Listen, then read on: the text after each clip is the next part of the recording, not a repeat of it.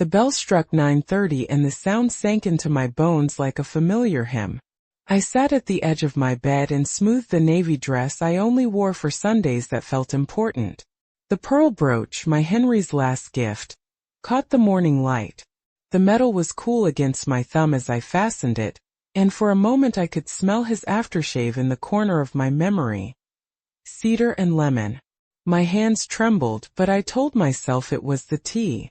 I told myself a lot of things. The church smelled like lemon oil and old hymnals when I walked through the doors. Pews polished by 100 palms glinted. The organ swelled under Pastor Richard's voice, warm and steady, like a hand on my shoulder. I sat in the third row with the others who'd been here for decades.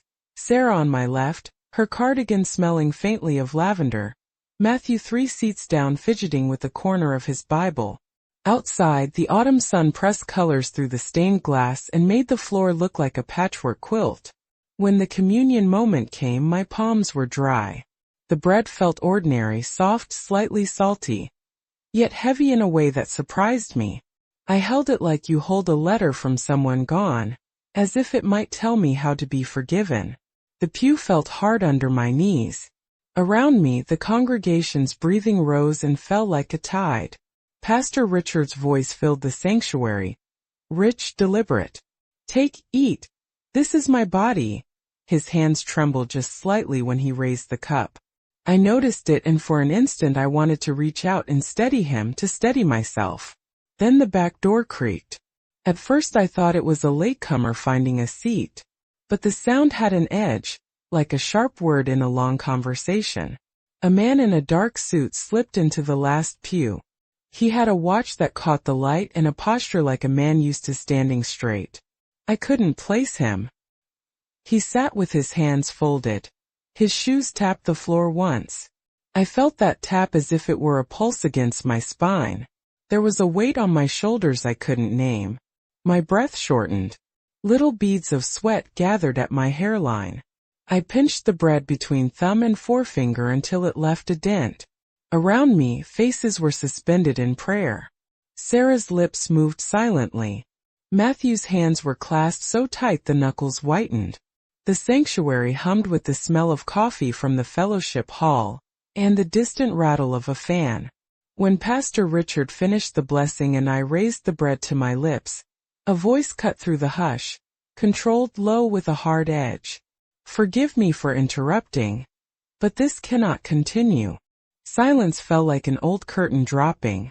The cup froze in Pastor Richard's hands. I heard the wood of the pew beneath me as if it were the only thing in the room. The man stood, Thomas Reeves. His voice traveled across the aisle, precise, measured. "Eleanor Jenkins is not who you think she is." My fingers loosened, the bread slipped. Crumbs made little white islands on the polished floor. The world narrowed to the sound of that single crack. My past breaking into the present. "You fled Millbrook 20 years ago," he said. "You embezzled more than $100,000 from their coffers." The room shifted. Murmurs, first a whisper then a low swell, moved like wind through dry leaves. Pastor Richard, Bible open, tried to speak. His mouth worked. "Sir, this is sacred," he began, then stopped. The words hit him like stones. Thomas lifted a worn folder. The leather made a soft creak. "My name is Thomas Reeves. I was with Millbrook back then. I have the documents." Faces turned toward me. Sarah's eyes were wide, tears starting like small rounds of light.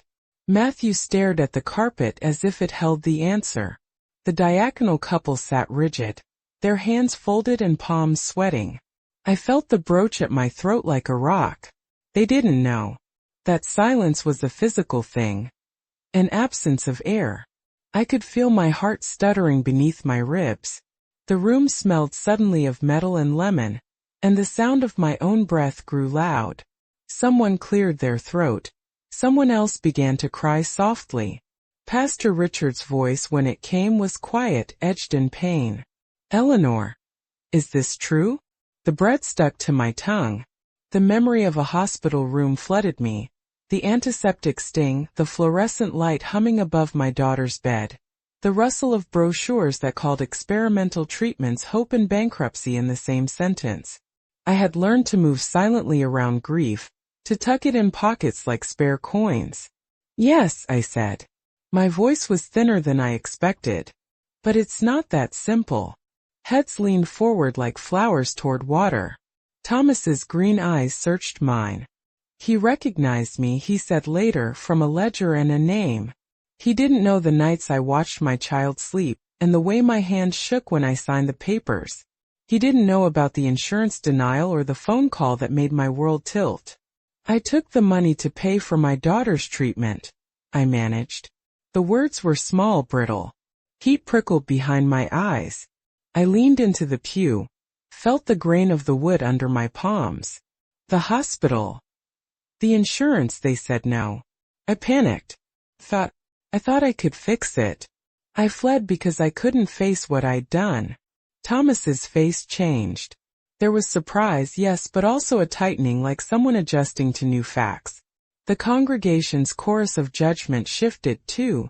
Some faces sharpening, others softening.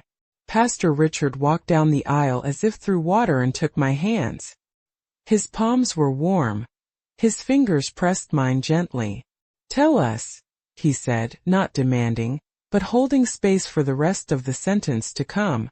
I reached into my handbag, vintage, worn at the corners, and fumbled an envelope. The paper had the texture of old money. "I've been saving," I said. "Every penny I could hide away. I wanted to return it. This is my account. $187,000. The envelopes felt heavy in my hand, heavier than I'd imagined.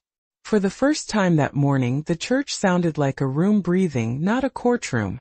I could hear the organ's low note returning, like a tide easing back. Thomas closed his folder slowly. Pastor Richard rested his thumb against the jeweled clasp of my brooch, not touching it so much as acknowledging it. Outside, the late sun had moved, and a strip of light fell across the last pew, where Thomas had sat. When it finally stopped feeling like an accusation and more like a story laid bare, a small absurd relief moved through me, sharp, electric. The secret I'd carried for 20 years was no longer only mine. The sanctuary was full of witnesses now. The bread had fallen to the floor. I felt it graze my shoe. That scrape became a pulse, and it led me forward. The communion bread was still resting in my hand when I heard a stranger's voice cut through the hush of the sanctuary. My fingers trembled and crumbs fell onto the polished floor. 20 years. For 20 years I had carried that secret. And now, in front of all 127 members of the First Baptist Church of Pine Creek, a man in a dark suit stood from the back pew and pointed at me, his voice echoing off the wooden rafters. "She's not who you think she is. My loves. Thank you for stopping by and for giving me a few minutes of your day. This channel is still in its first steps, and every new subscriber is a breath of life we desperately need to reach our first 1,000. If this story moves you, please click subscribe. Just one small click helps us keep telling these stories. And tell me in the comments, what town are you watching from? I read every single one, and it means the world. The morning began ordinary. The bell rang at 9:30, settling into the bones of the town like a familiar hymn. I smoothed the navy dress I keep for Sundays that feel important and pinned Henry's pearl brooch at my collar. His aftershave, cedar and lemon, felt like a ghost at my shoulder. I walked into the church smelling lemon oil and old hymnals. Pews polished by 100 hands gleamed. Pastor Richard's voice rose from the pulpit, warm as a hand on my shoulder. We were celebrating the church's 75th year. The stained glass threw colored patches across the floor, and I sat where I always sat, the third row, surrounded by the faces that had become my small constellation. When communion came, I felt a calm settle over me until the bread was in my palm. It was ordinary, soft, faintly salty, but heavier than I expected. I held it like someone holds a fragile truth. Pastor Richard said the words. I was ready. Then the back door creaked. First I thought a latecomer. Then I felt it. A presence that made my skin pull tight. A man in a dark suit slipped into the congregation's whispers swelled. I felt the brooch at my throat like a stone. I kept waiting for someone to say it was a mistake, for the world to tilt back into place. But the truth waited with its own weight. When Pastor Richard asked me if it was true, my voice came out too small. Yes. Then I exhaled the rest, because secrets like mine break you twice, once when you make them and again when someone else tells them. I told them why. The hospital room smelled like bleach and fluorescent light. My daughter's breath came shallow and thin. Brochures promised miracles I couldn't afford. Insurance sent a denial that was also a verdict. I took the money and used it on treatments that bought us months, on a hope that proved too fragile. She died anyway. I fled because I could not sit in Sunday school and see faces that would know me by a single ledger entry. I moved to Pine Creek, took a small job and promised Henry, God rest him, that I would make good somehow. I saved, put away pennies and odd checks, and watched that savings grow into the weight of what I owed.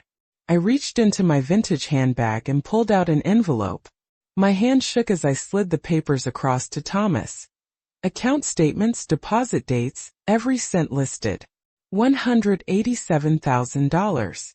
I said I meant to return it. I said I had spent 20 years preparing to do just that. For a long minute the church did not react like a tribunal but like a room holding its breath.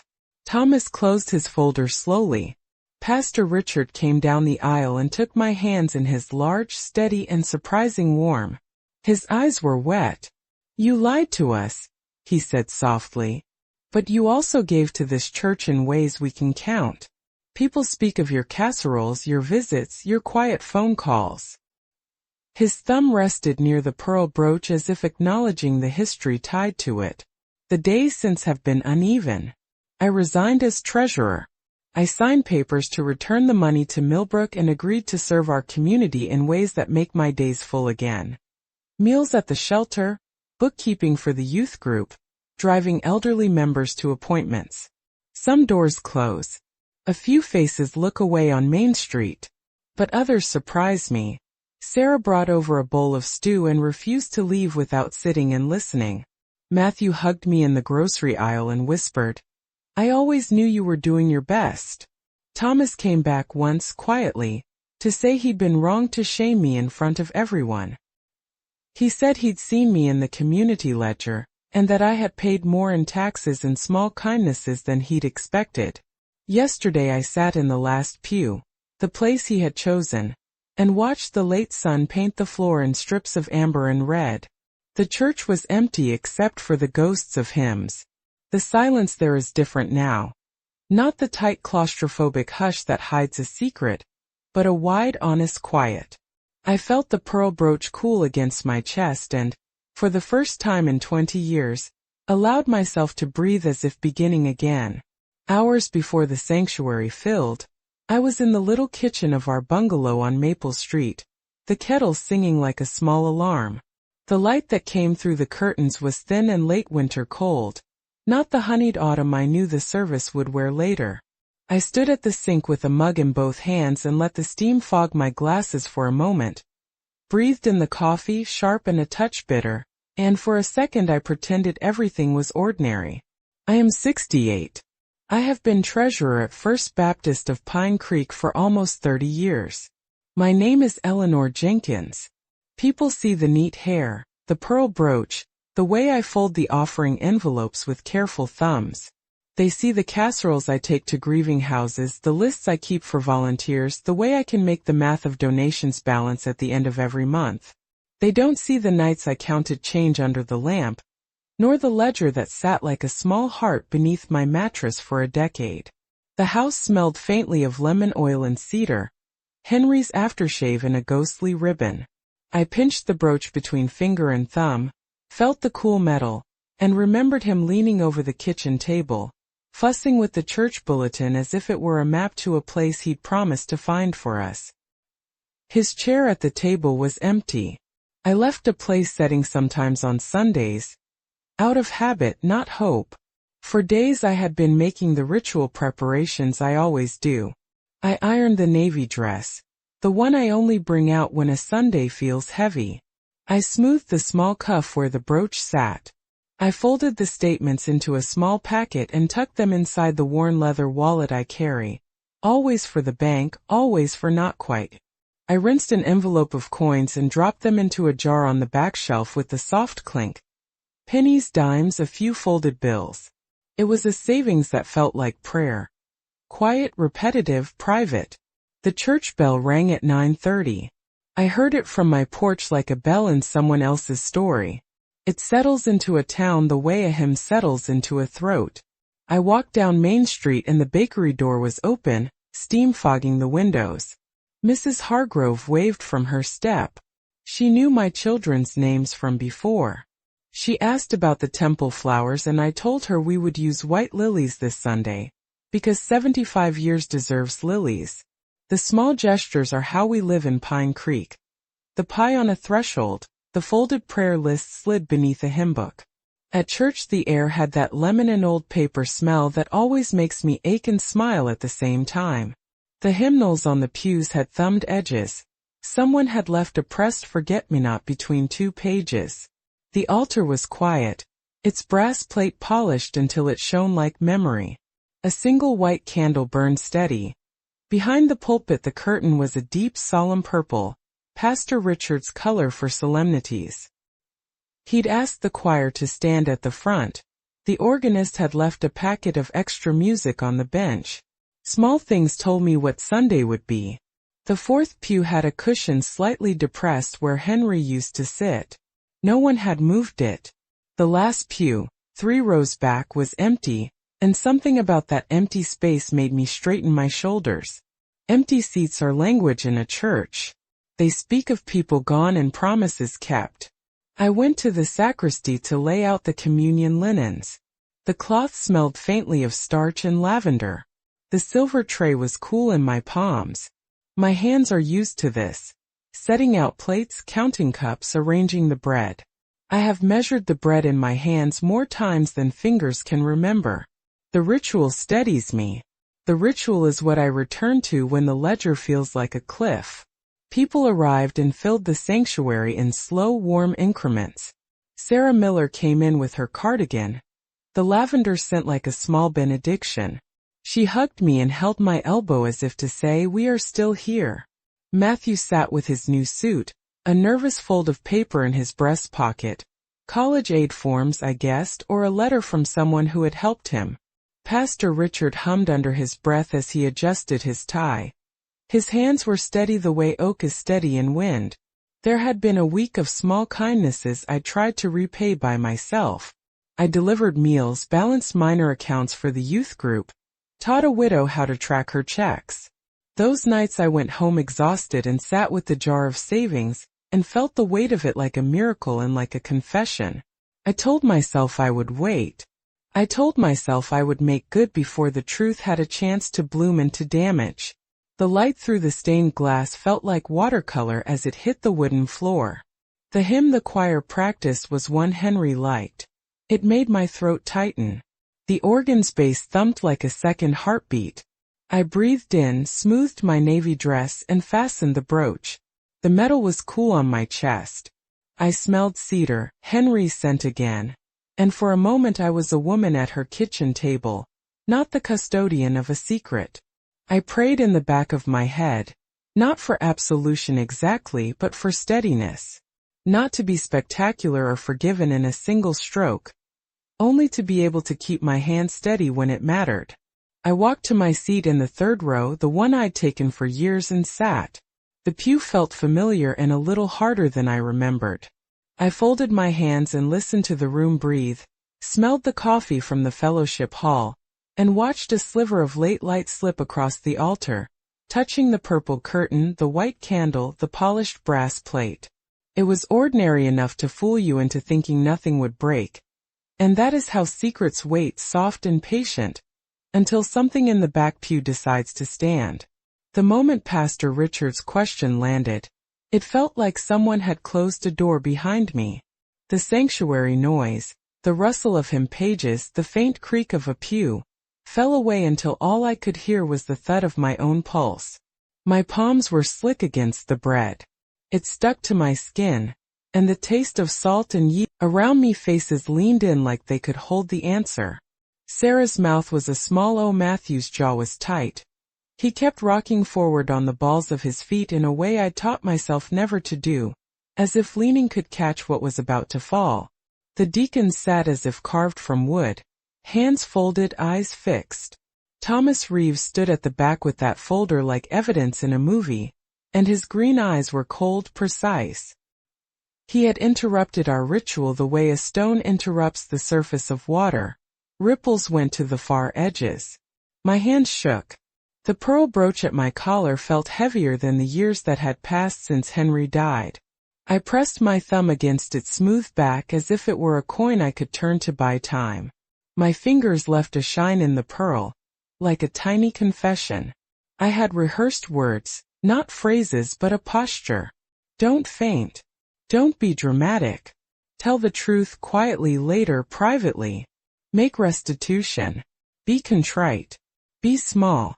Keep the church intact. Don't make Thomas a spectacle. Don't ruin Pastor Richard's service. Don't ruin myself. And yet, standing there with the bread cooling in my hand, the option to fold in on myself felt like choosing a lie. I could hear Henry's voice, suddenly gentle and patient, telling me not to make the world smaller than it needed to be. I could see my daughter's face in the glare of the stained glass, thinner than any prayer, and I understood that silence was not protection, it was betrayal. My breath came short. I found I could not swallow the bread. It was as if it had become a stone lodged in my throat. The room pressed in, wood light, the faint hum of the organ still vibrating under everything.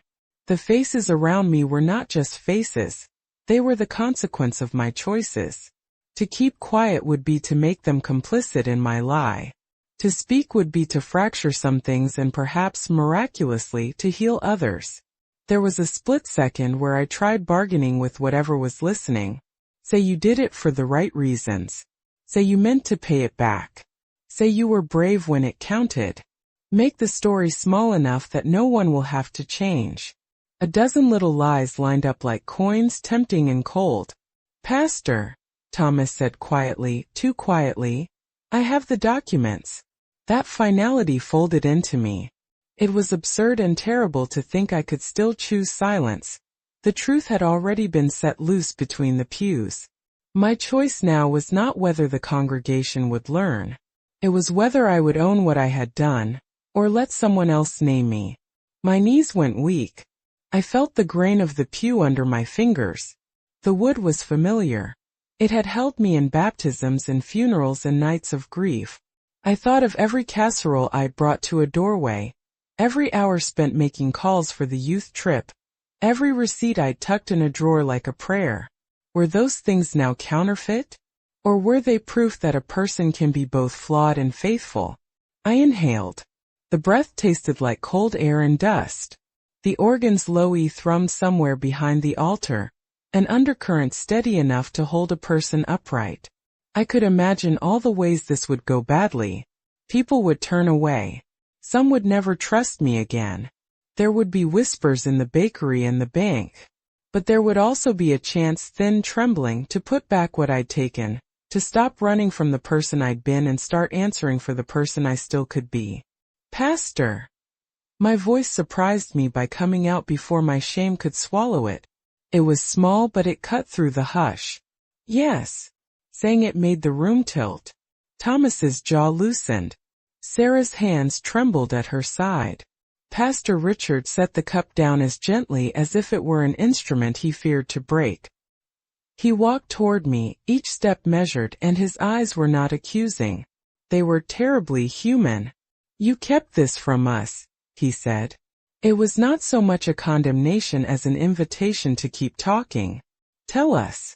I felt the bread slip from my fingers and fall like a tiny confession onto the polished floor. Crumbs scattered and made white islands across the wood. I could have turned away then. I could have let someone else pick up the pieces. Instead, my mouth found the words I had practiced and the ones I hadn't. I took the money to pay for my daughter's treatment, I said. The sentence came out like a broken hymn, off-key but unmistakable. The insurance refused. I was desperate. I left Millbrook because I couldn't bear to be the woman who had done this. I have been saving to put it back. When I reached into my bag for the envelope, my fingers were no longer as uncertain. The leather felt solid beneath my palm.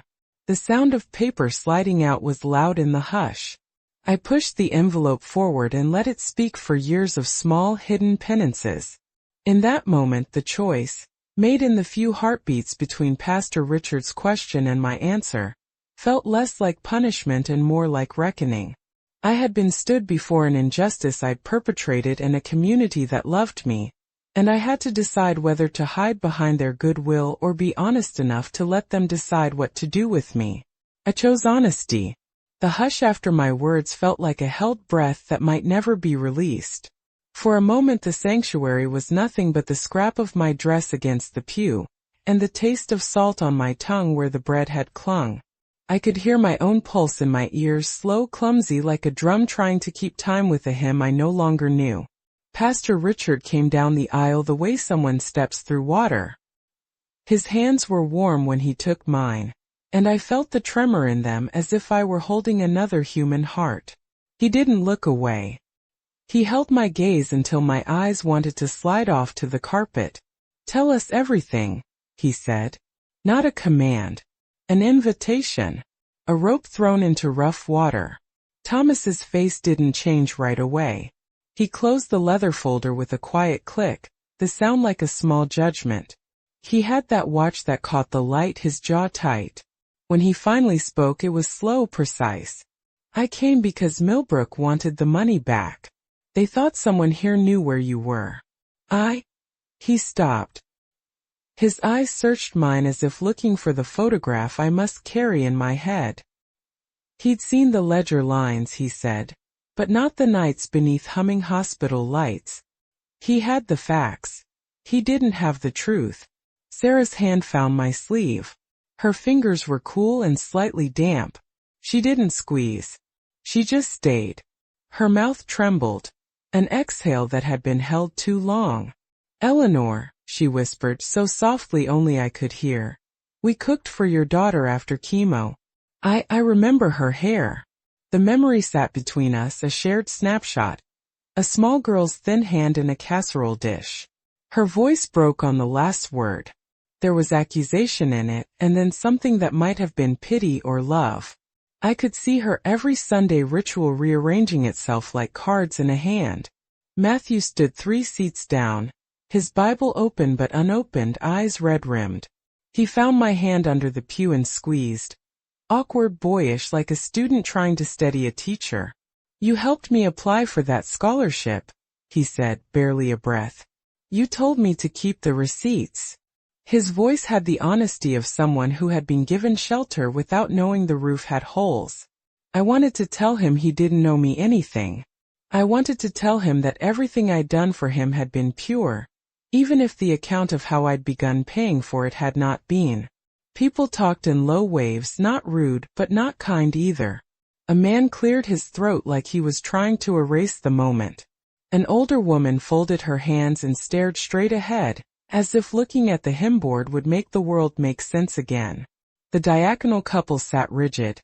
Fingers interlaced so tight the knuckles shone. I could read their faces, first shock, then the arithmetic of hurt. Later, in the small office behind the pulpit where the hymnals smelled of dust and lemon oil, Pastor Richard sat across from me with a stack of church envelopes between us like a ledger of mercy. The light through the window fell in a long bar across his shoe. He didn't preach. He listened. When he did speak, his sentences were slow and deliberate, each one a careful stitch. "We're going to find a way to make this right," he said. "Not to excuse you, Eleanor. To repair what can be repaired." Thomas knocked once on the open door and came in. He set his folder on the desk, opened it, slid the papers toward him and then, unexpectedly, pushed them back. He cleared his throat. "I thought I'd been doing the right thing," he said. "I thought shame belonged to whoever stole. I didn't know." His hands flexed. He looked older than his years when he said it. I didn't know the why. There was a long pause, and in it I saw the hospital again. Outside the office, the congregation came and went like a tide. Some hands reached for me, stiff then softer. A couple walked past without meeting my eyes. Sarah stayed long enough to set a bowl of stew on my kitchen table that afternoon and then left a note with her carded handwriting. Forgive me, and also, call me whenever. Matthew sent me a text, short, clumsy. If you need anything.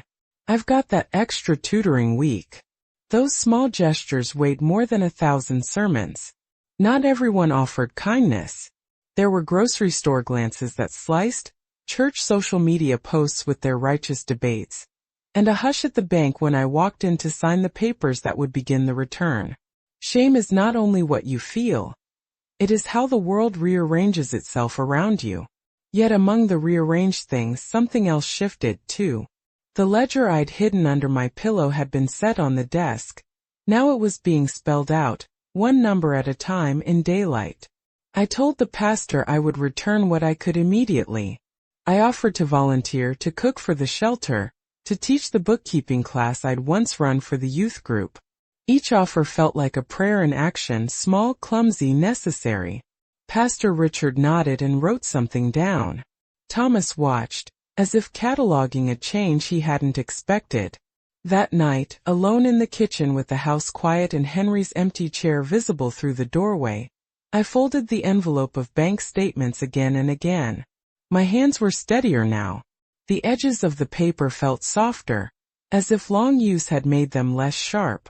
I thought of the faces in the sanctuary.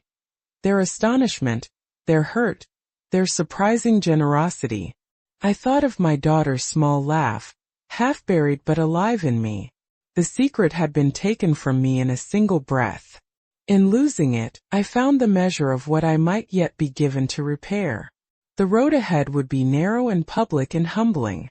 But there was a light through the stained glass and a place at the table where, for the first time in 2 decades, I could sit without pretending my hands were empty.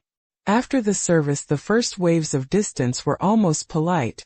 An extra inch between elbows on the fellowship hall bench, a smile that didn't reach the eyes. It felt like standing in a room with a draft that you couldn't locate. People I had hugged for years stepped around me as if I carried some invisible spill. Their hands paused in midair like they'd forgotten a script. At the bakery on Main Street, Mrs. Hargrove folded her paper over her mouth and pretended to search for the right change. The counter smelled of cinnamon and coffee. The bell over the door chimed like a small reprimand when I left without my usual lemon loaf. At the bank, the teller's smile tightened into a professional flatness when I handed over the envelope of statements. Her fingers barely touched the papers. I could feel the little flinch each time someone's gaze slid away, as if my presence pressed a button that made the town step back. It was the hush that cut deepest at first, the way conversations stuttered when I approached, voices perfuming into murmurs that trailed off. In the grocery aisle, 2 women lowered their cart and turned their bodies, not their faces, toward the shelves. They picked up cereal boxes with deliberate slowness as if they could rearrange me out of the picture. "Did you hear?" Someone would whisper behind a hand. The whisper was a blade softened by tissue. It still cut. Doors began to close before I reached them. The church kitchen door was the first. I used to slip in early to set out coffee and platters. Now a small note waited on the counter. "Supplies are low this week. Thanks for understanding." The note was polite. It was also a wedge. When I knocked at the senior center to ask if they needed an extra casserole, Mrs. Carlson excused herself and said they had enough volunteers. Her excuse had the shape of a polished lie. Not everyone turned away. Sarah still came, sometimes an hour late, and sat quietly where she'd always sat. She smelled of lavender and brought soup that cooled in my hands while we talked. Matthew texted small things, a meme, a prayer emoji, and offered to pick up groceries.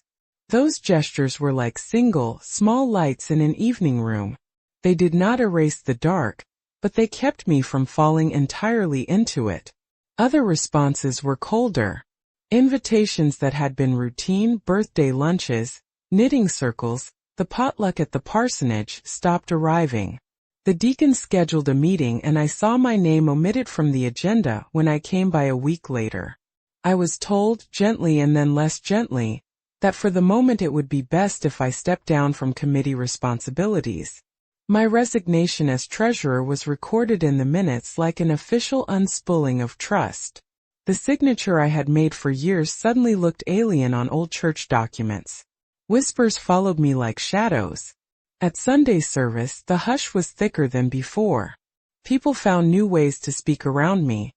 A chuckle that ended abruptly when my eyes met theirs. A hymn sung softly as if to cover words spoken between pews. The children who used to run up and tug my sleeve now walked by me looking at their shoes. The youth group sent a note thanking me for past help but signed it in the formal plural, careful and distant.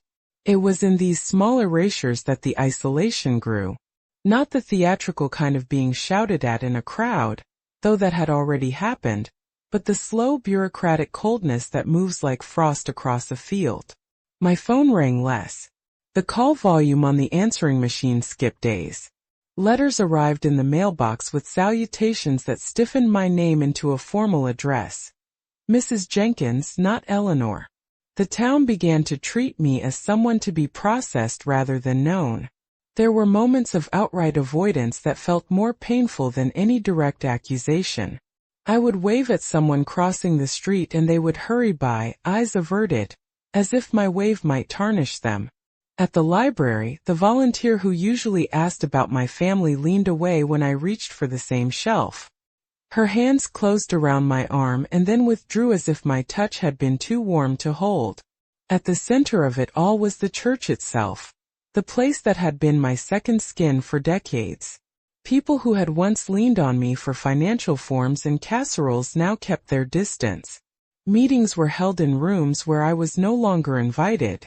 Someone left a flyer for a new community board pinned to the bulletin with my name, missing from the original list.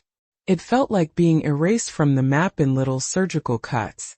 Still, the more the town withdrew, the more certain I became about what I had to do. Isolation clarified things. When doors closed, I learned to knock on different ones. I began leaving notes with clear times and receipts at the Millbrook office. I sat at my kitchen table and did the math again and again until my hands remembered the numbers without trembling. The work of restitution is not always dramatic. Sometimes it is the steady, monotonous undoing of a wrong done public and slow. At night the house felt larger. The brooch lay on the dresser like a small accusation and a promise at once. I would sit at the window and watch Main Street thin out into dark. In those hours the silence was loud. And in that loudness I rehearsed the next steps. Who to contact, which papers to sign, which people to seek out for repair. The town had shrunk around me, but my world was not small. It was focused. Walking the short stretch from my house to the church felt different now. On most days I hesitated on the sidewalk and waited for a moment when no one was watching, then moved forward. The last pew, where the man in the dark suit had sat that morning, had become my refuge. I would sit there sometimes before anyone arrived, letting the colored light from the stained glass cross the floor and wash me in late afternoon amber. Alone in that light, the whispers felt distant. The isolation was real, but so was a small stubborn hope that steps could be taken, apologies given and accounts squared. The town had tightened its borders around me, yes, but the tightening also made my path clearer. I could move in the narrow way left to me, slow, visible, and without excuse. The harder thing would be waiting to see who would open their doors again. The organ hums under Pastor Richard's voice, a low vibration that seems to set the whole sanctuary trembling. His words roll like a tide, deliberate, measured. The pulpit would smells warm and old, polished oak and lemon oil, and I feel it under my palm through the hymnal. A single white candle near the altar throws a thin, steady light. I clasp my hands around the bread like it's a small, fragile thing that might teach me how to be forgiven. Then the back door creaks. A sound so ordinary it would be easy to miss if you weren't already holding your breath. A man in a dark suit rises from the last pew. The watch on his wrist flashes. His movement cuts the room. For a beat the organ holds a note, and even the Thomas Reeves, his name sails over me, precise as a punctuation mark. He clicks a leather folder open. The soft creak makes the room lean forward. Eleanor Jenkins fled Millbrook 20 years ago, he says. She embezzled more than $100,000. The sanctuary fills with the rustle of whispers. Someone's hand flies to a mouth. The cup in Pastor Richard's fingers trembles. The candle guttered. I watch the flame hiccup and then die, and I feel a small ridiculous terror at the darkness on the altar. A strip of light from the stained glass slides across the floor and then breaks. Somewhere behind me a small wooden crucifix loosens, an old fixture with its own history, and it falls with a soft thud that sounds enormous between heartbeats. The thud is a punctuation I can feel in my ribs. I try to force my face calm. I fold my fingers over each other until my knuckles ache. I breathe slowly, hold, let go. I can feel every eye like a weight. Sarah's mouth is slightly open. Matthew stares at the carpet like some answer might be written there. Pastor Richard stands very still. The lines at his eyes deepened. His voice, when it comes, has a tremor. Eleanor, is this true? The bread sticks to my tongue. The antiseptic smell of a hospital slips into my mind. The bright humming lights, the plastic tubing, the smell of bleach on sheets. My daughter's breath was a small wether. The hospital's brochures promise miracles in print and bankruptcy on the back. I hear the insurance representative say no in a voice that is both soft and final. I see the denial like a stamp. My chest tightens until speaking itself is an act of courage. I swallow, hear the soft scrape as the bread comes free, and the world tilts so I have to lean into the pew to stop myself. I think of Henry's aftershave, cedar and lemon, and of the nights I counted coins by lamplight. I have rehearsed confessions in the dark, each one smaller than the last, until the truth swelled too big to fit in a whisper. Yes, I say. The word is thin. It drops into the hush and makes sound like a bell. The folder opens wider. Thomas lifts paperwork. The hush shifts to a murmur, then a wave. Someone gasps. The crucifix's shadow still lies across the carved wood. The dark from the blown candle makes the stained glass colors deeper, as if grief itself has richer hues now. I tell them why. The words come out fractured, as if plumbing a well that's been sealed. I took the money for my daughter's treatment. The insurance refused. I panicked. Each clause is a stone set down. My hands tremble less now because speaking steadies them somehow. I reach into my bag with fingers that feel suddenly thinner and push an envelope forward. The paper makes a small, decisive sound on the pulpit edge. $187,000, I say. It's all here. I've been saving to put it back. For a long second no one moves. The church's breathing quiets. Even the organ seems to wait. Pastor Richard steps down the aisle like a man walking across a field of glass. He sets the cup down on the table with care, as though he is putting away something fragile and sacred. Then he reaches for my hand and his palm is warm and real. The congregation leans in, the gasp now a collective intake of air. Some faces harden. Others soften in that strange, immediate recalculation that comes when new facts arrive, and a story shifts its center. Sarah's fingers find my sleeve and she doesn't pull away. Matthew's thumb presses against the back of my hand, small and solid. Thomas's jaw loosens. He looks surprised in a way that makes him human. The room feels like it has changed shape. The candle's absence leaves a hollow but also makes the light that remains sharper. The crucifix lies on the floor, its wood dull in the dimness, and for the first time in 20 years my secret is a thing the air can touch. When the pastor asks me to tell more, I find that my voice no longer trembles for fear of being found out. It trembles because the decades of carrying have lifted a little. The confession itself is a rupture, loud, messy, undeniable, But in that breaking there is, impossibly, the first small sense of beginning. The hush after Thomas named me felt like the room itself had been held at the edge of a blade. My fingers opened and the bread slipped, a tiny white island on the polished wood. For a moment I thought the sound of it would be the loudest thing I'd ever hear. Then Pastor Richard's voice, soft broken, asked, "Eleanor, is this true?" The words called every secret into daylight. I could feel the old ledger under my pillow like a heartbeat at my ribs. I thought of the hospital lights, the bleached tang in the air, my daughter sleeping with the thin, brave breath of someone holding on. The insurance denial lay in my memory like a stamped no. I had made a terrible choice from that small, desperate room. I had run. I had tried to make good in silence. "Yes," I said. The word was small, but it landed in the quiet and began to move people. The organ hummed like a distant storm. Around me faces rearranged, some narrowing, some softening as if new pieces of a puzzle were falling into place.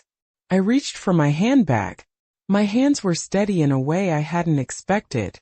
Years of tucking away pennies had taught my fingers patience. I pulled out the envelope I'd been carrying like a prayer for 2 decades. It made a thin, decisive sound on the pulpit when I pushed it forward. Paper folded over paper. The numbers were there. The dates, the deposits, the slow accumulation of a life trying to repair itself. $187,000. Every cent I had managed to hide under late-night lamps, every small job and casserole and tutoring session that added to this weight. Thomas's posture shifted. He had come with facts. He had not come with the nights I'd counted coins in the dark. The folder in his hands, ledgers and photocopies, suddenly looked smaller than the thing on the pulpit. He closed it almost without thinking. The leather made a soft click. Pastor Richard set the cup down on the communion table as if laying a fragile thing to rest. He walked toward me through the aisle like a man who knew how to cross a field of broken glass. When he took my hands, they were warm and real. His thumb rested near the pearl brooch, not touching, merely acknowledging the weight of memory there. "You lied to us," he said, and it was not a sermon. It was an accounting. "But you also served this church in ways we can count." His eyes were wet. "Tell us how you intend to make this right." That question was the rope I'd been measuring for 20 years. I told them about the hospital room, the phone call that said, "No." The way fear bent me into someone who could rationalize what she could not face. I told them about leaving Millbrook and starting over in Pine Creek because running felt easier than confession. I told them about saving in jars and envelopes and slow, stubborn work. I told them quietly that I wanted to give it all back. The congregation did not respond as a single organism. People leaned in and away at once. Sarah's hand found my sleeve. Her fingers were cool and a little damp. She did not speak at first. Her eyes told me she remembered a girl's thin laugh and chemo's ache. They told me she had cooked casseroles with my name on them, though she had never known why. Matthew, 3 seats down, pressed his thumb against the back of my hand, small, boyish, and I could feel the steadiness in it like a promise. Thomas cleared his throat. "I came because Millbrook demanded restitution," he said. "They wanted someone to answer for the ledger." He hesitated, and the hard line of his mouth softened. He pushed the folder back a fraction and with a look that was almost human said, "I didn't know the why." That admission shifted something. It didn't erase what I'd done. It simply removed a layer of the spectacle. For a few breaths the church sounded more like a room than a courthouse. Organ notes, soft sobs, the scrape of a shoe. Pastor Richard spoke then with deliberate calm. "We will do this the right way," he said. "We'll work with Millbrook. We'll make a plan for repayment, and we'll hold you accountable. But we will also be honest about what we know now." His hands didn't let go of mine. There is a difference between theft and a woman who brought a casserole to a grieving home. Some faces remained hard. I could see calculations, trust broken, reputation frayed. The diagonal couple sat as if carved from wood. Their fingers entwined so tight knuckles gleamed. Others softened in the same heartbeat. Sarah did not pull away. Matthew did not look away. Thomas's jaw unclenched and then reclenched, thinking about law and ledger, about lines of right and wrong that don't always capture the ache that makes people. The days that followed were not easy. I resigned the treasurer post. I signed papers to begin returning the funds. Some neighbors skirted around me in the market. Some invitations quietly stopped. But other doors opened. Sarah came by with a bowl of stew and sat on my kitchen step until the steam had cooled. Matthew dropped by with a silly card and a note that said, "You taught me how to balance a budget. You did good." Small acts but heavy with mercy. That evening I sat in the last pew, the very place Thomas had chosen that morning.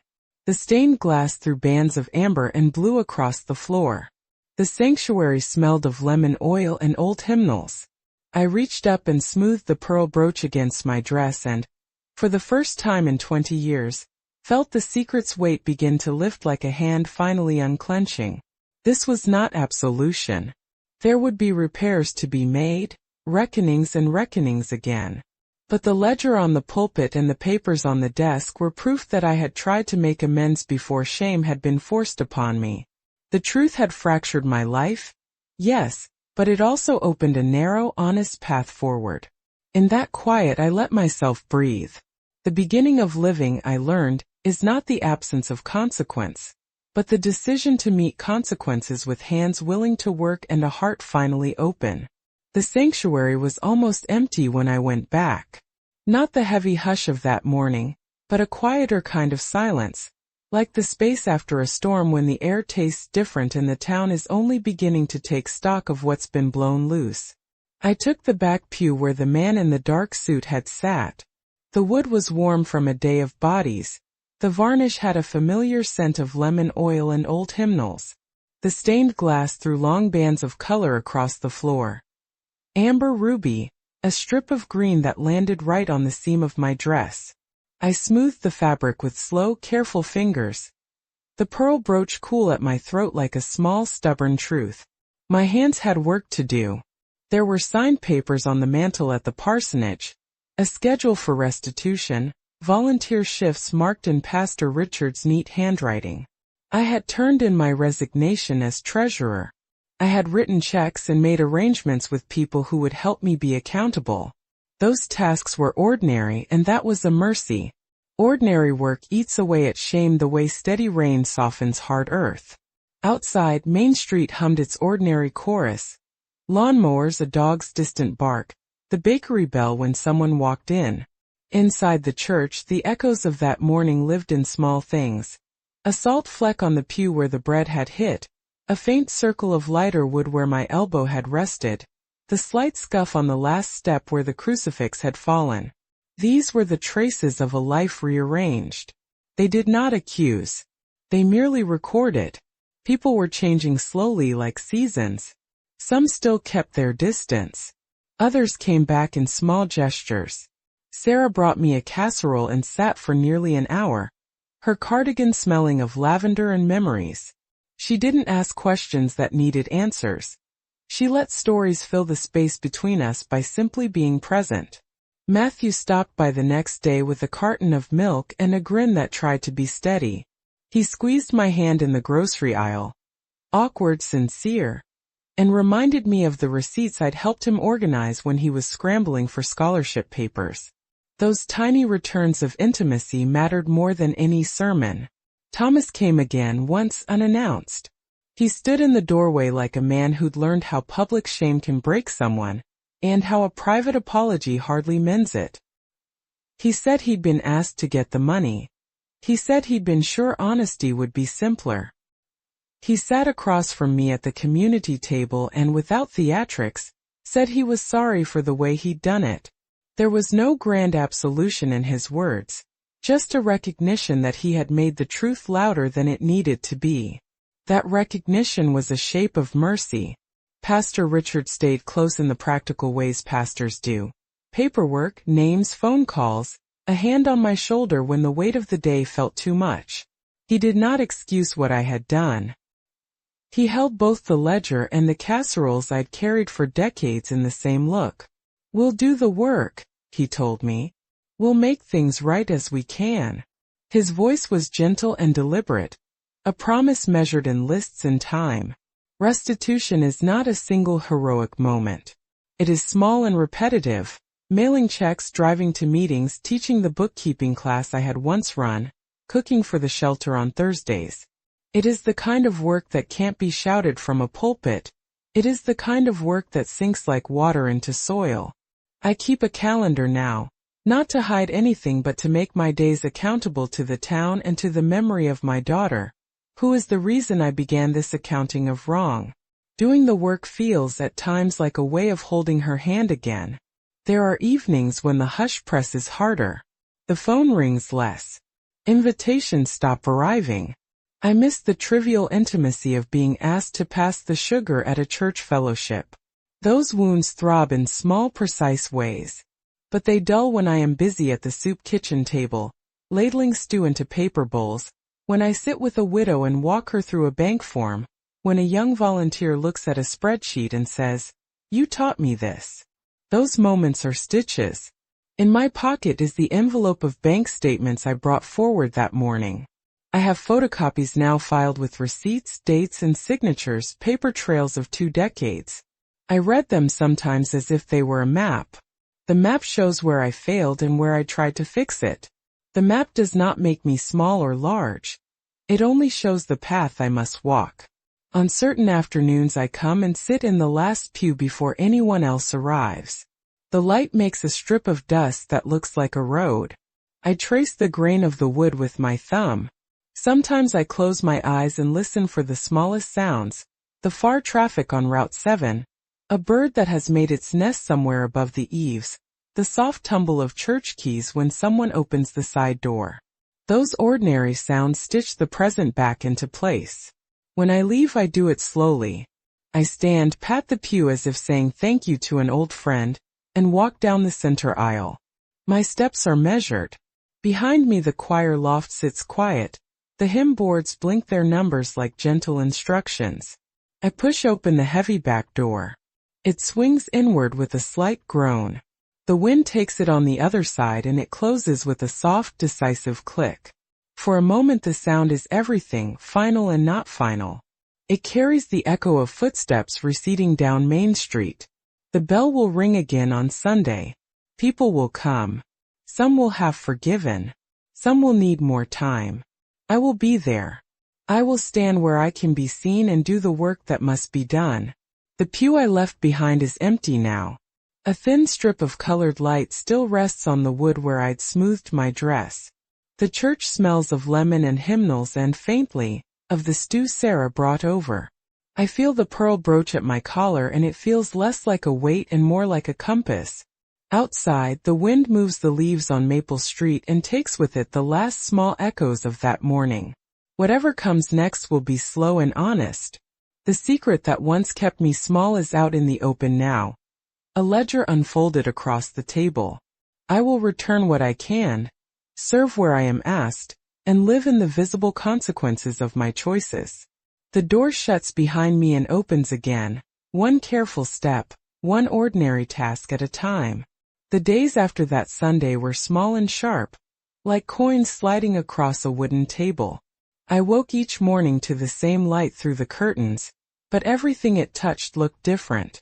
The bell still called the town to church. The bakery still steamed cinnamon into the street. The world kept its ordinary rhythms, and I had to find a way to move inside them without pretending the fracture hadn't happened. Returning the money was not dramatic. I drove to Millbrook with a folded packet of checks and a trembling hand. The clerk took them with a neutral nod, like a habitual teller receiving deposit slips. The papers changed hands and the ledger at their end grew heavier by a number that once made me feel small and now felt, slowly, like a thing being righted. I signed forms. I answered questions. The work was public, tedious, and necessary. Every signature was a small visible stitch. Pastor Richard kept his promises in the practical way pastors do. He set up meetings, made phone calls, wrote names in careful script. He never excused what I had done. He named it plainly and then built a path through it. Restitution schedules, approved community service, a bookkeeping class to teach the youth group what I knew. His hands, large and steady, held mine in private moments, and the pressure of them steadied more than just aching wrists. The town's response was not a single sound but 1,000 small shifts. Some doors closed. Invites that once came as naturally as Sunday coffee stopped arriving. The grocery store hum grew colder when eyes slipped past me. But other doors opened in ways that surprised me. Sarah's casseroles, Matthew's awkward hugs in the checkout line, a neighbor who asked if I needed someone to fix the leaky sink. The kindnesses were not loud. They were steady and domestic. They arrived in handwritten notes, in casseroles that steamed when I opened the door, in volunteers who showed up when I organized a bookkeeping workshop for the youth group. Every day I did ordinary work that felt like a penance and a prayer both. I taught ledger basics at the community center. I sat at the shelter on Thursdays and ladled stew into paper bowls. I drove Mrs. Carlson to medical appointments and wrote down each check so she could see what she had. The tasks were mundane: stamps, ledgers, grocery lists, but when I lay my head on the pillow at night, the weight I felt wasn't only shame. It was work done, visible and true. Some mornings I still wake and reach for the brooch first, like a talisman. The pearl is cool against my thumb, and its smooth surface holds the memory of Henry's hand at the kitchen table. His impatience with a church bulletin, his habit of folding the corner of a hymn page. I wear it now as a map of what I've been through, not as armor.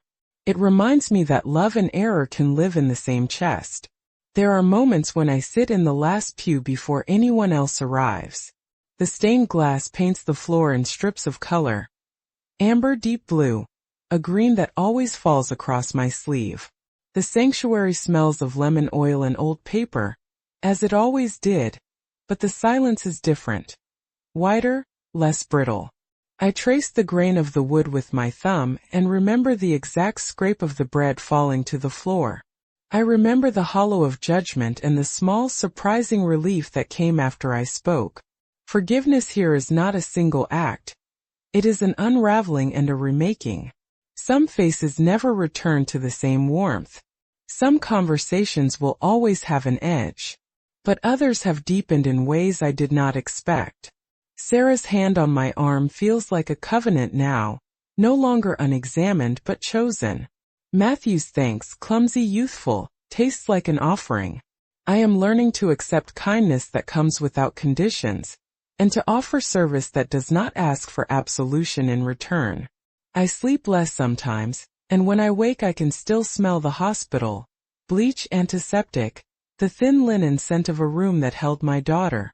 Grief is a presence that does not leave because I am honest. It simply changes shape. Some nights I lay out the receipts and trace the dates with shaking fingers. Some mornings I balance a checkbook with a steadier hand. The ledger is no longer a secret under my pillow.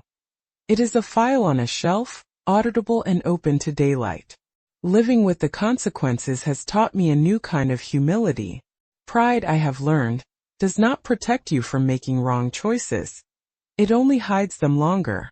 The work of making amends is a long season, narrow, repetitive, public, but it also has the strange gift of clearing the air. The town breathes differently when truth is spoken aloud. The pew feels less like a courtroom and more like a place where people gather with all their brokenness. I do not know how long it will take for every crack to mend. I do know that each small act, each check mailed, each casserole shared, each tutoring session with a young person learning to balance a budget, builds something steadier than a secret ever could. I had carried my worst thing alone for 20 years. Now I carry it into the light. The difference is that the light shows where the work must be done. In the end, the thing I feared would ruin me became the narrow path that forced me to begin again. The secret is no longer mine to hold. If you've made it this far, thank you from the bottom of my heart for staying until the end. If you feel it in your heart, please subscribe so you won't miss the next stories, and keep walking with me by watching the other videos I've prepared with care. And please, share in the comments what you thought of my testimony. I will read every word.